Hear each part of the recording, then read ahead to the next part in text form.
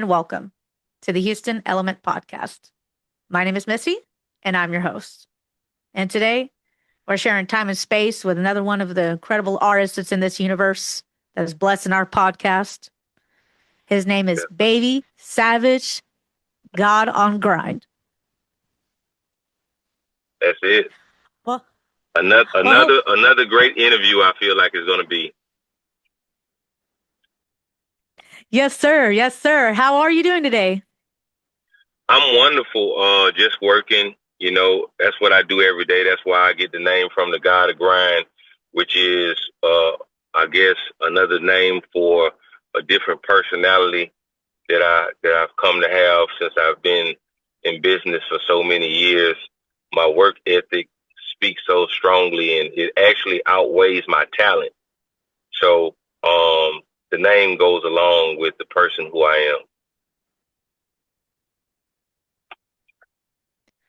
am. Ooh. So, being an artist and being a businessman, extra emphasis on the grind, I'm saying. You were just saying a few moments ago off camera, that you're about to come in to Houston on the 13th to do a show with another legendary artist, Lil Flip. Yeah. So you just always working, right? Huh?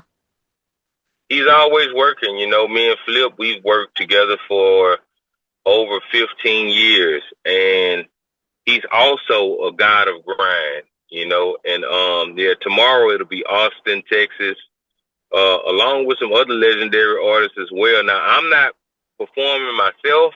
I'm just going with Lil Flip. That's my homie, supporting him. We've been supporting each other for over 15 years, like I said. So whether I'm performing or not is always a blessing, just to be with him, around in his presence, mingling with him and whatnot, and just, moving together along the way. Well, that's incredible. That's incredible. And so when did you guys first meet? Were y'all friends first, or y'all were colleagues that became friends? We met in 2010, 16 years ago, and no, we wasn't friends. I reached out to him because I wanted to get him on a song.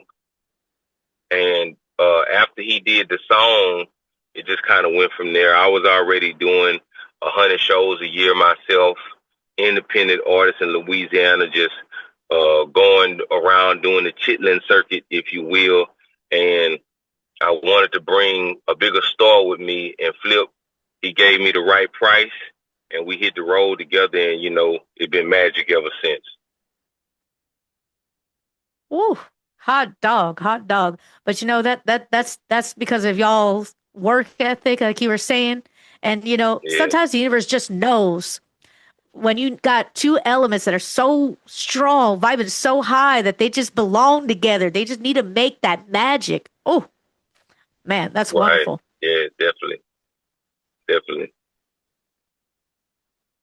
And so can you tell us a little bit about yourself and where did you come up with the name? Well, we already know you grinding all day. That's where the God of Grind comes from. But the name Baby Savage, can you tell us what made you inspired to make that your stage name? That was a name I got when I was younger because of just me being aggressive. When I was younger, I was, really aggressive. So they gave me the name Baby Savage. So that was a nickname. So it just turned into my stage name because that's what everybody always called me or whatnot. I'm originally from Baton Rouge, Louisiana. I live in Shreveport, Louisiana right now. Over the past 16 years, I've done over probably 2,500 shows, maybe 1,000 on my own, over 1,000 on my own. The rest with other artists. I've worked with several artists from, like I say, Lil Flip to Gunplay, who I'm working with right now, Bone Crusher, Young L.A., Lil Kiki, Young Bleed, who passed, last year after Versus, and so many other artists. I've been blessed to be an artist who was born with the business brain, because in the music world, we say some have the artist brain, some have the business brain. I have the artist brain is just a small percent. The business brain outweighs my talent. But with that, I understood who I always was and who I always wanted to be. and I was the guy who was, getting the money in the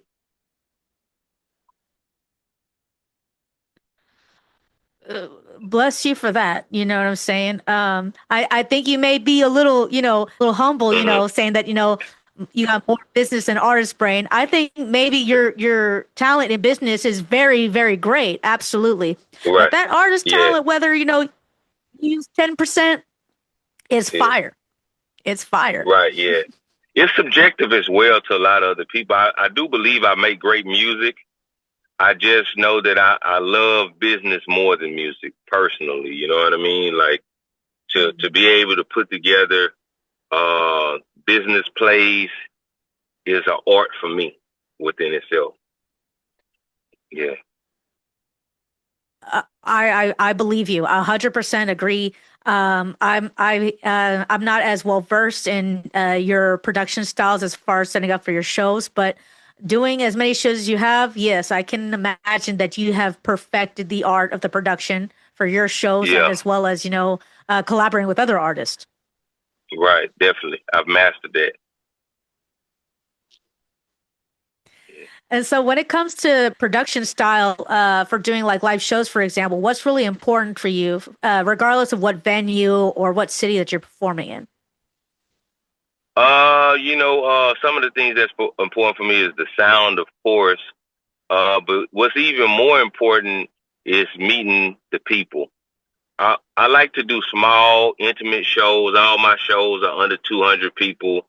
I like to be able to shake everybody's hand and take a picture with everybody, maybe talk to some of them, personally sell them some of my merch. And when you're dealing with certain size venues, that's just not possible. You know what I mean? So I always, my entire life, focused on the smaller venues, the smaller bars, under 200 people. The close, intimate experience has always been, the best thing for me. And just being able to be right there in front of the crowd and make them feel like, it's that close experience. They can reach out and touch me. And sometimes when you're at those larger venues with 10,000, 15,000 people, the people in the back got to look at you on a projector screen. They can't even really see you. You know what I mean? So, like the small, intimate, shows where I can actually be up and close and in personal with the fans or the people who came to see me, make them feel like family. Mm-hmm. I love that. I love that, man. And it's and it gives the fans like us, hope, too. That's like, we love going to the shows. And we know Right. that there's not always a meet and greet opportunity, VIP opportunity. Right. But if we do get the opportunity to meet the people we idolize, it's good to know that they're not all going to be jerks. So thank you for not being one of I've those met jerks. some of them before myself. I've met some of them before myself. So yeah, some guys who you idolize, and then when you meet them, it just don't be the same. So that's what I'm doing. I build a core family. I love that. I love that, man. And I like that you take the time to choose shows. You're like, it's not about how many people show up. It's about putting on a really good show that everybody can feel, engaged in, even the fans and the audience, Right.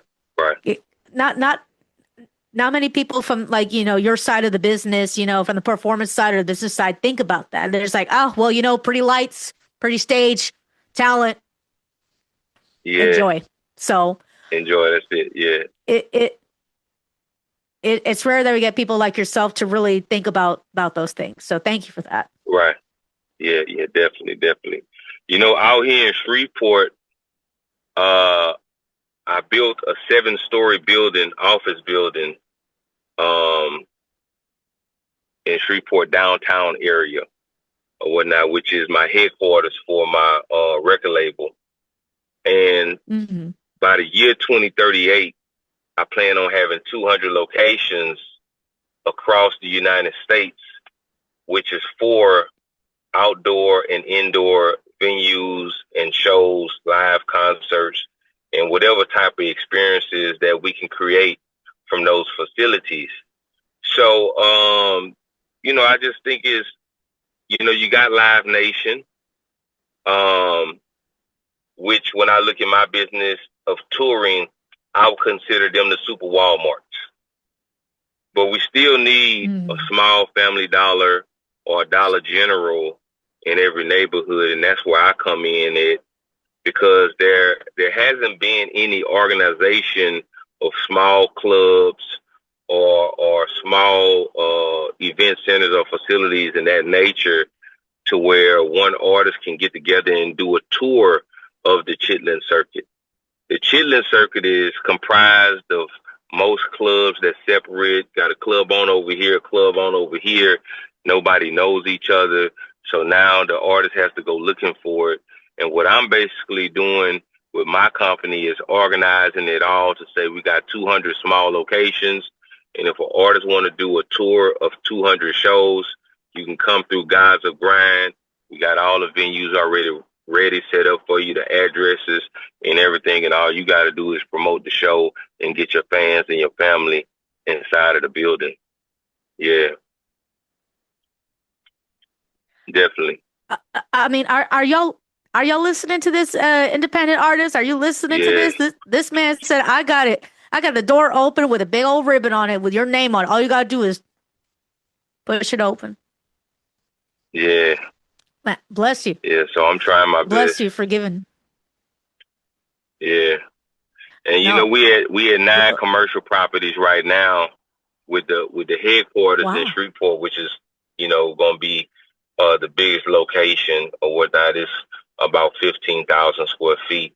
But the rest of the places are going to be like little 2,000 square foot buildings, 1,500 square foot buildings, just enough for 150 people.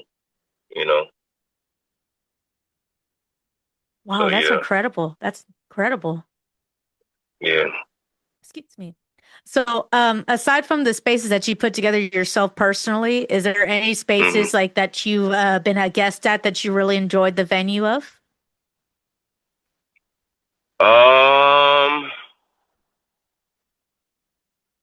I got a spot that I do in Shreveport every month. It's called T.H.E Tipsy Tavern, and it's a small venue. And I've brought several artists there over the last past year and a half, and it's been really exciting bringing those artists and the experiences that I see with the other artists who come show up and get involved have as well too, by being able to have a good experience with the celebrities that I bring through, because the place is so small. The celebrities in 20 minutes, 30 minutes could take a picture with everybody and give everybody that feeling, and so yeah, that would be it. Okay. Right on, man. And so, what came first, would you say? Would you say you wanted to do the artistry first, or did you say that you wanted to do the business side first? Which one spoke out to you first when you started in your career? Both kind of came together. When I first started doing music, I bought a book, Daniel Passman, I believe. Donald Passman, I can't remember, but it was How to Make Money in the Music Business. And so I started off wanting to learn how to put together shows. So that's why touring and doing shows became such a big part of my career. But of course, with the music as well too, I always wanted to kind of get behind an artist, like somebody who just loves music, but I never could find the artist who I felt like worked hard enough. And I didn't want to, I had watched so many CEOs in the music business lose their artists because of money after they put in so much work behind the artist. So I guess that was one of my fears that kept me away from getting behind an artist, saying that I may put a lot of work behind this artist, and then, sometimes the money just isn't enough and they feel like they're worth more. So maybe they want to leave my label to go somewhere else after I done put in my time, my resources, and more behind them. So I said, I'm going to do that for myself. And, I've been doing it for 16 years now. It's worked out. I've learned to work with other artists, but they're just more established artists like the Little Flips or, the Gunplay, which, Gunplay, he's an artist who was with Maybach Music Group for a long time. That's Rick Ross's label, out of Miami, Florida. And I'm pushing him right now. We putting together a tour, 50 show tour. We done did 17 cities already. Mm-hmm. We're doing podcast interviews. He's done over 60 podcast interviews. Our goal is 500. He's been working with Wow. blogs, and the numbers have just been increasing. So, it's certain artists that I do get behind, like the Gunplay I just mentioned. And when I do get behind them, I give them my all so we can take it to the next level. Well, that's incredible. That's incredible, man. And I mean, I'm envious because I'm a small business owner myself, but I mean, operating as long as you have, kind of thing, you've seen a lot more of uh the different levels of running your own business kind of thing. So you Right. got that God of grind. You earned that name. I'm almost certain you Definitely. earned that name. Definitely. Definitely. Wow. Yeah. So, yeah. And when it comes to your own music, what kind of things do you like to bring to your own individual pieces? Like, what's real important for you as far as the writing You know, I, process, the mixing? yeah, I've always rapped about uh, business, stocks, real estate. Don't get me wrong. I had my fair share of music when I rapped about in the streets and different stuff like that as well. But I've always used my platforms to motivate artists to learn something different besides what we may have been taught growing up in the hood, where the people there couldn't even teach us anything. So I dropped several gems in an artistic way to tell artists, hey, go out and buy stocks, go out and invest in crypto, go out and buy homes, go out and just invest your money and try to do something for your family, the lineage, your children, build a generational wealth and those things like that. Um, Now that's like more, almost like 90% of my content when I'm creating music. But even before, when I first started, it was still maybe 40, 60, something like that, where I always just wanted to, give out some education, because I know, these days people are more likely to watch YouTube or do something like that versus picking up a book. Yeah, especially in today's age of, becoming internet famous and we don't have, we hardly check out physical books anymore. Even, in the Right. schools, it's all ebooks and things like that. And yeah. Yeah. Oh, I was Yeah, one it's of the different. yes, sir. Yes, sir. I was one of the last generations to, actually, go through the catalog in the library with the little looking for what you're checking out kind of thing and using encyclopedias. Uh, The generation that came after me, I'm a word for them. Right. Definitely. And so since the beginning of your music career, when did you found your recording studio or your, excuse me, your music label? Um, it was years after. At first I was just an artist putting out music, and then I had so many artists who wanted to be with me because they saw what I was doing. They admired the things that I was doing Mm. on my own. So I was like, let me give these guys a home to go to.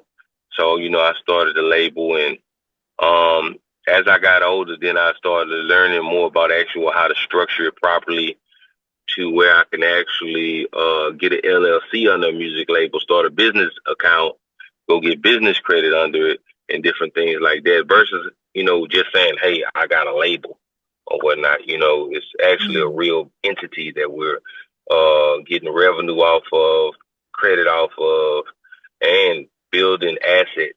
I never wanted to be Like, you got a lot of guys who are way more famous than me, but we just don't know where they at. They can say they have a label, but I mean, if we go see Walmart, we know how to get to our local Walmart. If we want to go to Walgreens, we know how to get to our local Walgreens. And you can say some of these labels, they got the biggest names, but they don't have an office. They don't have a structure. And that's what I wanted to be like. I wanted to be, when you mentioned Gods of Grime music firm, one day you will be able to Google it and go to the next location and be like, hey, that's where it's at.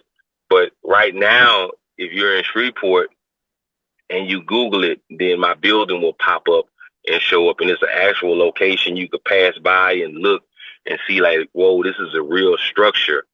And I didn't want it to be like just some type of regular office building, so that's why I did 7 stories, almost 15,000 square feet, because I wanted it to look like a real corporate structure that when people pass by, they know like this is different, you know. So yeah. And all that hard work, that you put into it, you're showing, especially a lot of these young cats out there, you know what I'm saying? These Gen Zs and younger, that if you put in the work, you can make this happen too for yourself. It's not Definitely. impossible.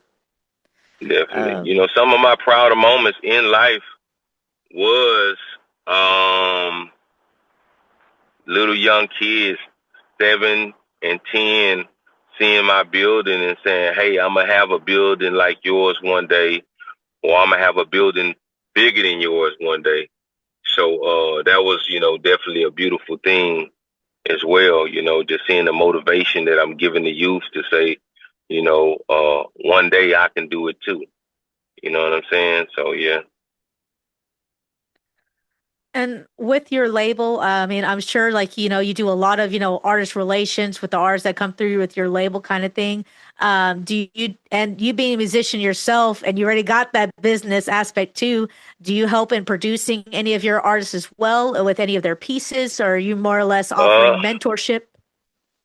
I let them, musically wise, I let them control everything or whatnot. I will tell them if I like it or not, but just so far as me getting involved with the production or, the song structuring and nothing like that, I just leave it up to them and let them do their thing and I stay out the way. Where I come into play is setting up the shows, booking brand deals, getting the merch, setting up the structure to sell the merchandise and things like that. The creativeness, I'm completely out of the way. Well, you just record label angel then, you know what I'm saying? Like Yeah, some yeah, labels have their hands so firmly on everything. They're like, don't deviate from this. yeah, This is where you're staying. yeah, So, yeah, yeah, yeah, definitely, definitely. So yeah. and when it comes to booking venues and things like that for some of your artists that come by, uh, Mhm. like you have a variety, I'm sure, of different artists, kind of things like that. Is there any kind of special, type of manner in which you handling of like maybe this artist at this kind of venue, this artist this kind of venue, or with this kind of stage format? Is there a difference like that with a lot of your artists, or about the same? No, because I've always brought the crowd to me that we don't have to worry about going to any like special venues that's geared specifically towards a genre. I can go to a rock and roll venue and I'll bring a hip hop crowd there. So it's like wherever I go, I tell people I've been doing this so long, I could bring a party to the desert and it's gonna be packed out. So it's just once you learn, once you know, you know. It's just hard to explain. I don't have any problems because, you know, I completely understand how to do everything. You just got that give. You just got that talent, man. Yeah, I'm envious. I'm yeah, so envious, man. yeah, Seriously. yeah, Uh, I don't want to ask you for the secret sauce or the secret recipe yeah, or nothing like that. But yeah. what kind of advice would you give to artists or fellow, business folks, in the music industry as far as like conversing with other professionals in the field, regardless You got to of reach out to what them. genre? I'm gonna tell you. one of the things I always tell people, why I have so many people who will pick up the phone for me, because I don't approach them on what they could do for me. I approach them on what I can do for them. I ask, how can I help you? I ask, what do you need done? And then I try to make you some money as well. So it don't seem like I'm trying to come into a situation that you've already built and the train is already going and I just want to ride for free. So I say, hey, this is what you do? Okay, this is how much money I'm going to make you. And then we work like that and we build a relationship. So it's easy to build a relationship with anybody. I don't care if it's Jay-Z, Lil Wayne, Eminem, 50 Cent. If you can provide value, they will open that door for you fast, because the further you climb to the top, the hardest thing to do is continue to find hardworking people who's ready to do their all to make this happen. That is extremely rare. So when people see that, they say, hey, I don't want to lose this person. They need to be by my side. As a matter of fact, if they not around, I'm wondering where they at. Yeah. Truer words have never been spoken. Yeah. Yeah. You know, your intention can be good, whomever you are, you know, whatever you're working in, and a lot of people wonder, I poured my blood, sweat, and tears. Why am I not seeing any success or moving up anymore? And he's sharing it with you guys. You take notes, Yeah. take lots of notes. Definitely. Oh man, I'm taking notes because that's one thing that I struggle with, you know, is um being professional but learning the gift of the gabs. Yeah, so Right. wow. But you Definitely. know, doing in this for 15 plus years, you've seen a lot of characters, things like that, I'm sure. Definitely. Yeah. Now, not to ruffle anyone's feathers from the past or anything like that, but have there ever been any contacts or professionals you worked with before that were that you had to kind of adjust your workflow because maybe they were a little diva or a little, you know, hard headed to work with in the beginning? All of them. Everyone has some type of problem, to be honest with you. Um, you know, we're talking about artists here who sometimes when you get to a certain level with artists, they've been taken care of so long, they don't have the realization of how to treat people regularly anymore. And I think that plays a part within just a certain mental defect in humans, period. It's like they say, hey, you shouldn't spoil your kids because they won't understand how to work hard, and then once you hear they won't be able to keep up with the workflow or do some of the things that you expected them to do. It's the same with artists. So all of them have problems. I've gotten over that several times by just having a solid conversation with them and saying, hey, this is how I feel about that. I need you to change this. I want to continue to work with you, but I'm not going to let you treat me this way or do these type of things when I'm working hard. You know, so you get all of that. You know, I almost view it as self-sabotage with some artists, because it would almost seem like you're constantly putting obstacles in the way purposely. When we're trying to grow, we're trying to go to the next level, we're trying to take you to the next fee. And what I mean by the next fee is maybe we getting 2,000 a show. I would like to get 10,000 a show. But it's like when I have these ideas, we gotta execute. And you know, of course, the artist is going to have their own ideas as well. So when we go to the drawing board, I say, what is proven? I'm not here for thoughts or wishes or hopes. I'm here to say the data has showed this has worked. So let's do this. Now, if you feel that what you're saying could work, I say prove it. But until it's a proven strategy, let's not do that. because I don't want to waste time on something. I'm not saying we can't believe in it. Yeah, I'm not saying we can't work towards it. But what I'm saying is we're not going to make that the main focal point, trying to create something that never been done before. We got to do that on our spare time. And in the meantime, we got to stick to the plan so we can keep the money going, keep the revenue coming in, and keep climbing to the top. Agreed. When you're in the booth or whether you're on stage, that is not the time to learn how to do something. That's not always the time to experiment. Yeah. No, because the time in the booth is not free. The time on stage is not free. The production team, the label, they're spending a lot of resources to make all that happen. So please don't try nothing new. Yeah, master that when you're at the house in your own time. Yes. Okay. You know what I view that is? Because I got people who work for me. I own car lots, I own rent houses. And they always want to come together when they get to work. They want to talk and sit down and talk to each other.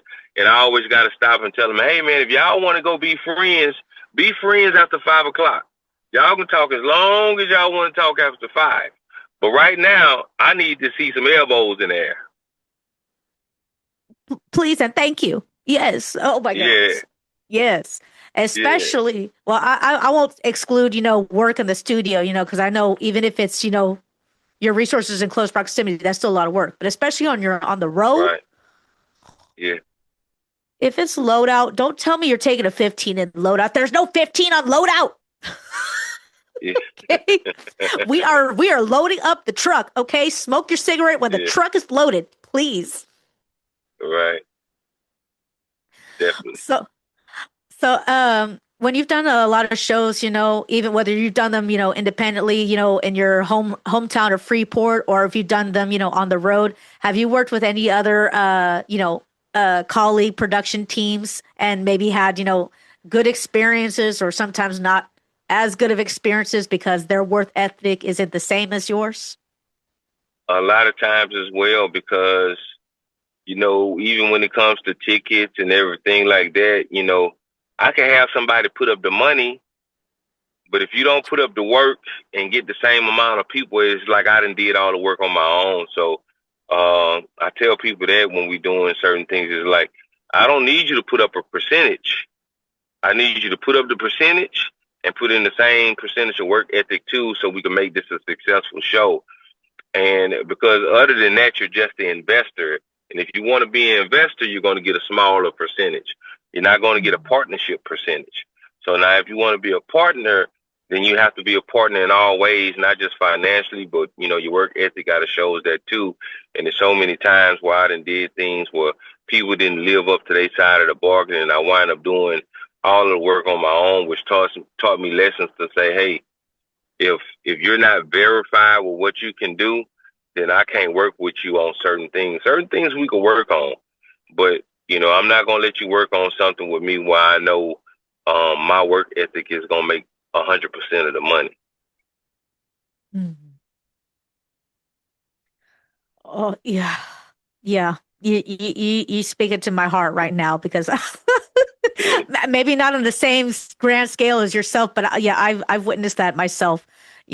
Back in my stagehand days, I'm only 5 foot. You know what I'm saying? But when they said, "Hey, you're gonna be doing carbs for Slipknot," I was like, "Okay." I lift this big old piece of carp over my head. I'm like, "All right, let's go." Right. And seeing the 6 foot person behind me, like picking up, it's like the truck will get loaded faster. We work together.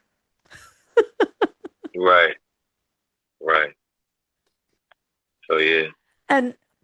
And part of your business, I'm sure your business strategy too is also being able to delegate those responsibilities to your employees, things like that. What kind of things do you do to try to help them keep on track, but not, discourage them and be like, well, I don't want to work for them, because, they're mean cuss, they're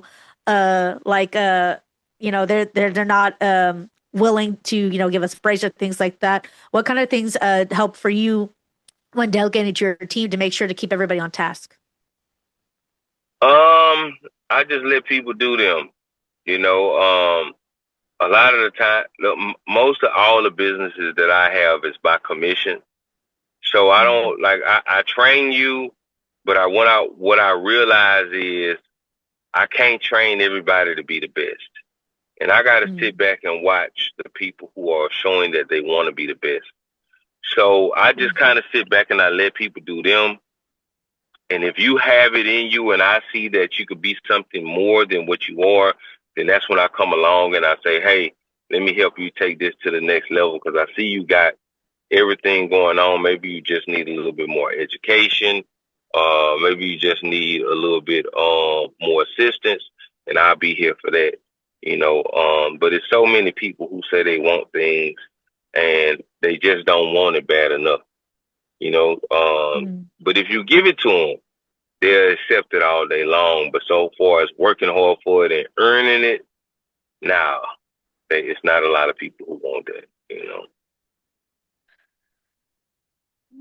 Do you think that that maybe come from like do you notice that that kind of attitude comes from just a variety of people from different generations or from maybe the younger generations that grew up with the iPad from birth kind of thing? Uh, I what do I you think do about think that? in several ways that the work ethic of human beings uh is getting weaker because it's Mm, like we're creating so many different things to help us. I do remember back in the day when I was young, I could remember 30 or 40 telephone numbers, you know, and now we got the cell phone, I can remember mine. And that's yeah. almost it. It's like I don't even try to remember, any cell phone numbers by heart or anything like that. And that's because we got the cell phone, and it stores all the contacts for us. And that's just something that was lost or whatnot. But it's like, yeah, now it's just so many things that's making it a lot easier. Not saying that technology is bad, but certain things still need to be done by us versus anyone else. So yeah.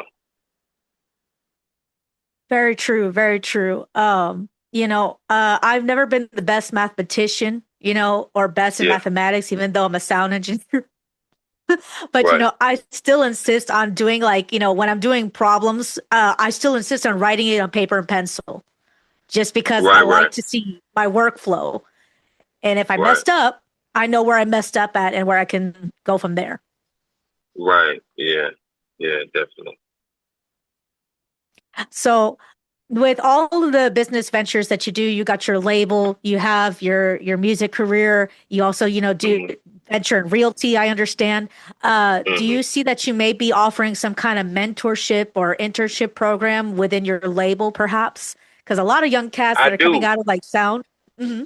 Yeah, I do. I offer mentorship to so many people. I've taught thousands of people, thousands. That's where the money comes from. I mean, I don't charge because the people who really want to learn, we always make money together. I've learned that a long time ago to not keep anything a secret, to let everybody know everything, to work with people, and the money will come back 100-fold, not even 10. Now, here's the difference. If you want to work with me, then yeah, I could do that for free. If you want me to work for you, then you got to pay me. So that's the kind of difference. A lot of people they'll say, "Hey, I want to learn, or I want to understand," and then nah, they don't even, they just want you to do it for them. And I don't have no problem doing it for you. You just got to pay me. That's all. Exactly, exactly. Because, when you started your career, you didn't expect anybody just to hand you nothing. You weren't there with a cup asking for information or for free, Yeah, whatever, whatever. You did the work, you know, I paid my and dues. right. And the road to success for may not be the same for everybody, but it should include work and Yeah, passion. yeah. Well, I want to thank you very much for joining us this week and for sharing all that wonderful gems with us. Yes, ma'am. And so wrap it up on a beautiful, beautiful note, since you already gift wrapped so many gems for us already. Do you have any last little bit of Uh, advice for the listeners? This is real true advice for anyone who wants to be successful that I've learned on my own. Um, I really saw a significant increase in my finances when I started working 17 hours a day. And I know this sounds crazy, but if you want to be part of the 1%, then you have to do what the 1% is doing. I'm not saying you have to work harder, but you do have to work smarter. So 17 hours a day and educating myself all of the time. I stopped listening to music a lot and started listening more to documentaries, educational, how-tos, everything I can get my hand on YouTube, absorbing as much information as I possibly could. And I saw a lot of zeros getting added to my bank account. And that's the only thing I can attribute it to. So you can work now and be set for the rest of your life, or you can work later and be working for the rest of your life. It's your choice. But I guarantee you, if you put in more hours, you'll be way ahead of the game. It's your choice. Just like he said, ain't nobody stopping you except you. Yes. Make the red or the blue pill, okay? Make a choice. Red pill, don't make a choice. Blue pill. Yeah. I'd go for the red pill, man. So I want to say this to anybody who want to contact me. You can hit me up at 318-540-9376. Text me, that's my personal cell. Or you can hit me up on any social medias at Baby Savage Gotta Grind. I'm always here. I'm always ready to work. Just be ready to work too. Baby Savage, he's got the door open. He's right there. I'm not gonna say he's waiting because he's grinding, obviously. Yeah, but the door's open. The door's open. Okay? Don't wait. The opportunity is here now. Right now. Yeah. And thank you all so much for joining us this week. And we'll talk to you guys next time. Peace.